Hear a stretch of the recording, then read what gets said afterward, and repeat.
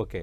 Sir ఇందాక housing loan కోసం ప్రస్తావించారు సార్. ఇప్పుడు హౌసింగ్ లోన్ రుణాలపైన ఏమైనా కొంత ఉపశమనం వచ్చే ఏమైనా ఛాన్స్ ఉందా?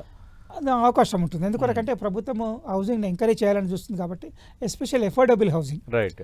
అఫోర్డబుల్ హౌసింగ్ అంటే మిడిల్ క్లాస్ వాళ్ళకి, లోయర్ మిడిల్ క్లాస్ వాళ్ళకి ఆ అఫోర్డబుల్ హౌసింగ్ లోన్స్ ఎంకరేజ్ చేయాలి. వాళ్ళకు ప్రతి వ్యక్తికి ఒక సొంత ఇల్లు ఉండాలని ఆలోచన ఉంది కాబట్టి, మనందరికీ ఇవ్వాలని హౌసింగ్ అఫోర్డబుల్ ఉండాలని ఆలోచిస్తుంది కాబట్టి, ప్రభుత్వము బ్యాంకులను కూడా ఎంకరేజ్ చేయడం, హౌసింగ్ లోన్స్, హౌసింగ్ ఫైనాన్స్ కంపెనీస్‌ని ఎంకరేజ్ చేయడము. తర్వాత ఇంట్రెస్ట్ రేట్ మాత్రం రెగ్యులేట్ చేసే అవకాశం ఉంది. అంటే తగ్గించే అవకాశం ఉంటుంది. ఓకే. అంటే ఇప్పుడు ఎలా ఉన్నాయి సార్? ఇప్పుడు ఎంతవరకు తగ్గిస్తే ఎంతవరకు రావచ్చు? ఇప్పుడు ఇది 8%, 8.5% వరకు హౌసింగ్ లోన్స్ నడుస్తున్నాయి. కొన్ని 9% కూడా వేస్తున్నాయి. కొన్ని ఎన్బిఎఫ్సీలు అయితే హౌసింగ్ ఫైనాన్స్ కంపెనీ కొన్ని ఎక్కువ కూడా తీసుకుంటున్నాయి. కానీ జనరల్గా బ్యాంక్స్ మాత్రం 8.5% తీసుకుంటున్నాయి. ఆ 8.5% కూడా అది రిజర్వ్ బ్యాంక్ చేయాలి. బ్యాంక్స్ డిసైడ్ చేయాలి లెండింగ్ రేట్ అనేది. గవర్నమెంట్ చేతిలో లేదు అది. గవర్నమెంట్ చేయడం అనేది కరెక్ట్ చేయకపోవచ్చు కూడా. కాకపోతే డిపాజిట్స్ మీద రేట్ అనేది మనకు తగ్గిస్తే ఆటోమేటిక్గా లెండింగ్ రేట్ కూడా, ఇంట్రెస్ట్ మీద లోన్ మీద రేట్ తగ్గే అవకాశం ఉంటుంది. Okay sir. ఇప్పుడు ఈ బిజినెస్ పర్సనల్ లోన్స్ కూడా వేరువేగా తీసేసుకుంటున్నారు. కొందరు పర్పస్తో తీసుకుంటున్నారు, కొందరు పర్పస్ లేకుండా తీసుకుంటున్నారు. వాటికి సంబంధించి ప్రస్తావన ఏమైనా ఉండొచ్చా? వాటి ఇంట్రెస్ట్ల విషయంలో కూడా ఏమైనా కొంత ఉపశమనం మనం ఎక్స్పెక్ట్ చేయొచ్చు. ఎందుకంటే ఈ లోన్స్ మీద ఎంఎస్ఎంఈ లోన్స్ అనుకోండి, అగ్రికల్చర్ లోన్స్ అనుకోండి, వీటిపై హౌసింగ్ లోన్స్ పైన వీటిపైన కూడా కొంచెం గవర్నమెంట్ కన్సిడర్ చేసే అవకాశం ఉంది.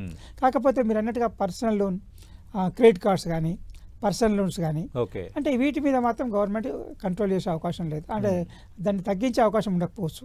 ఎందుకంటే ఇవి ఖర్చుల కోసం తీసుకున్న లోన్, ఇది కూడా ఆర్థిక క్రమశిక్షణ విరుద్ధం అవి. కాబట్టి కేంద్ర ప్రభుత్వము ఈ ఖర్చుల కోసం అప్పు తీసుకునే దాన్ని డిస్కరేజ్ చేసే అవకాశం ఉంటుంది. ఆఫ్ కోర్స్ బ్యాంక్స్కు లోన్స్ ఇవ్వడం వల్ల ఇన్కమ్ వస్తుండొచ్చు, రెవెన్యూ పెరుగుతుండొచ్చు, కానీ ఇట్ ఈస్ అనెథికల్ కూడా, ఆర్థిక క్రమశిక్షణ విరుద్ధం. కాబట్టి ఒక వ్యక్తి పర్పస్ కోసం తీసుకోవడం వేరు, ఆ పర్పస్ కోసం తీసుకుని వేరే దానికి వాడటం వేరు. ఇంకా diversion of funds most dangerous. కాబట్టి అలాంటి వాటిని ఎంకరేజ్ చేయగలరు. ప్రభుత్వం కూడా ప్రతిదానికి హౌసింగ్ తీసుకుంటే హౌసింగ్కే వాడండి, వ్యాపారానికే వాడండి, దానికే వాడండి. కానీ డైవర్షన్ ఆఫ్ ఫండ్స్ అనేది ఎట్టి పరిస్థితుల్లో అవైలబుల్ చేయడం కాదు. గవర్నమెంట్ స్ట్రింజెంట్ యాక్షన్ తీసుకునే అవకాశం ఖచ్చితంగా ఉంటుంది. ఈ క్రెడిట్ కార్డులు వాటి ఇంట్రెస్ట్ మీద బాగా డిస్కషన్ జరుగుతుంది. ఆ మధ్యకాలంలో మనం చూసాం, అమెరికా అధ్యక్షుడు ట్రంప్ కూడా ఇది 10% ఉండాలి మీరు క్రెడిట్ కార్డ్ పై ఇంట్రెస్ట్ రేట్ అనేది వాళ్ళకి చెప్పారు స్పష్టంగా.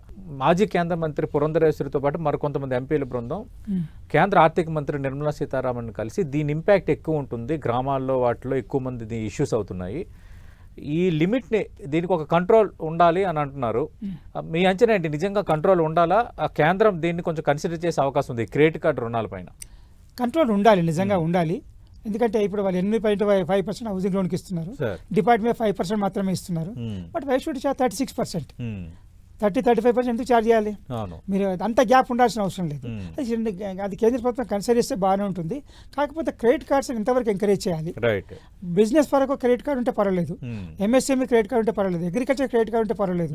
కానీ ఖర్చు పెట్టడానికి క్రెడిట్ కార్డు ఇవ్వడం ఏంటి? That is we should discourage credit card for personal. అది తప్పు కదా, అది అలాంటి ఇవ్వకూడదు. ఫస్ట్ ఇవ్వకూడదు, ఇచ్చిన తర్వాత రేట్ ఎక్కువ ఛార్జ్ చేయకూడదు. రెండు. ఇప్పుడు అలాంటి లోన్స్లో ఖర్చు అంటే ఫ్యూచర్ ఇన్కమ్ని మీరు ఇప్పుడే మాటగా చేస్తున్నారు అర్థం. మరి ఫ్యూచర్లో ఏం చేస్తారు? కరెక్ట్. అంటే ఇప్పుడు ఏమవుతుంది, ఒక వ్యక్తి డిఫాల్ట్ అయితే ఆయన నష్టపోతాడు, ఆర్థిక వ్యవస్థ నష్టపోతుంది, బ్యాంక్ నష్టపోతాడు. అందరికి నష్టపోవడం ఎందుకు? ఇదే డబ్బుని ఎవరైనా సంపాదించే వాళ్ళకి, లేకపోతే ఇండస్ట్రీ వాళ్ళకి, ఉద్యోగం ఇచ్చే వాళ్ళకి ఇస్తే వాళ్ళకి ఉపయోగపడుతుంది. కొత్త ఉత్పత్తి చేయొచ్చు, కొత్త ఉద్యోగం ఇవ్వచ్చు, కొత్త ఉపాధి కల్పించవచ్చు, ఏదైనా చేయొచ్చు. కానీ ఖర్చు పెట్టడానికి ఇవ్వడం అనేది ఇట్ కంప్లీట్లీ ఎకనామిక్ ఇండిసిప్లిన్ అది. కాబట్టి bank should be discouraged to give personal loans and credit cards in my personal opinion.